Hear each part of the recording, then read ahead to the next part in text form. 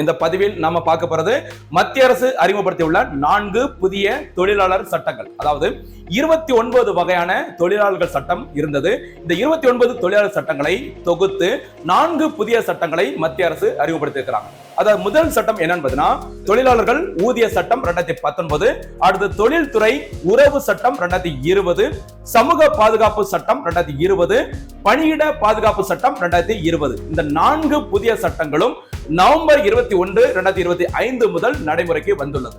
இந்த சட்டங்கள் நடைமுறைக்கு வந்த பிறகு அவர்களுக்கு, இந்த தொழிலாளர்களுக்கு இந்த பணியிட நியமன கடிதம் கண்டிப்பாக வழங்கப்பட வேண்டும் அப்படின்னு சொல்லியிருக்கிறாங்க. அதே மாதிரி ஆண் பெண் வேறுபாடு இல்லாமல் அனைவருக்கும் சம ஊதியம் வழங்கப்பட வேண்டும், காப்பீடுகள் கண்டிப்பாக வழங்கப்பட வேண்டும். இப்படி நிறைய சிறப்பம்சங்களை கொண்டு இந்த 4 புதிய சட்டங்களும் நவம்பர் 21, 2025 முதல் நடைமுறைக்கு வந்துள்ளது. இன்றைய பதிவிற்கான கேள்வி: மத்திய அரசு அறிமுகப்படுத்தியுள்ள 4 புதிய தொழிலாளர்கள் சட்டங்கள் எவை? அது எந்த தேதி முதல் நடைமுறைக்கு வந்துள்ளது? மறக்காம பதில்களை கமெண்ட்ல சொல்லுங்க.